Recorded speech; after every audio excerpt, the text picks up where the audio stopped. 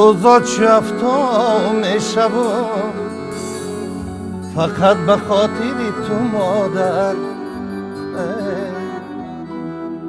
شبا چو مهتاب میشوم فقط به خاطر تو مادر.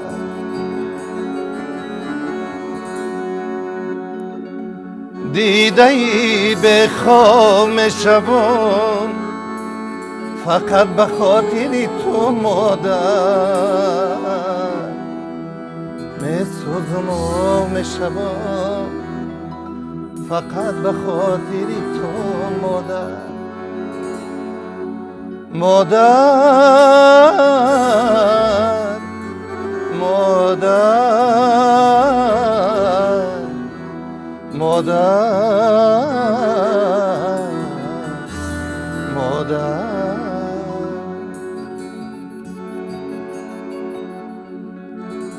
یک پاره نان میشوم در تن تو جان میشوم، تو را نگهبان میشوم فقط به خاطر تو مادر.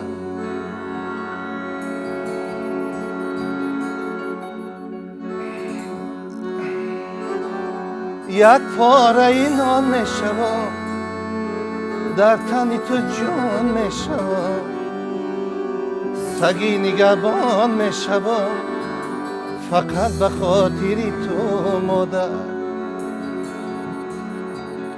دوباره انسان میشوم پاک و نماز خوان میشوم، مردی مسلمان میشوم فقط به خاطر تو مادر. درد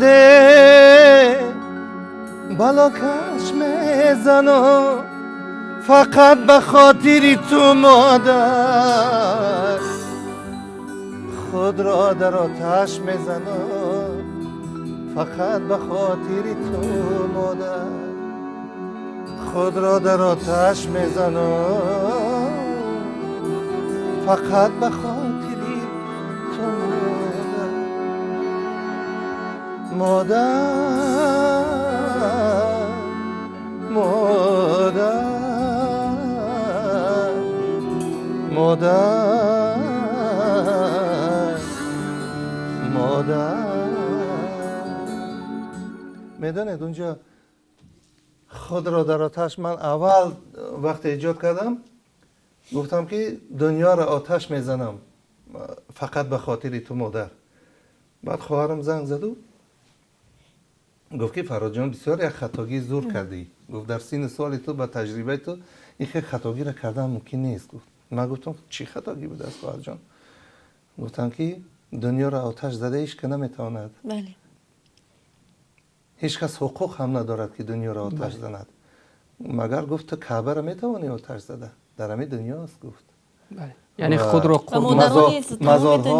مزارات طفلا در همین دنیا، در همین روی دنیا بازی میکردن. وقتی دنیا را آتش میزنی همه خاکستر میشن. گفت این گپ خطا است. گفت دنیا را هیچ کس آتش زده نمیتواند. گفت بعد من همین گرفتم دنیا را آتش میزنم نه، خود را در آتش میزنم.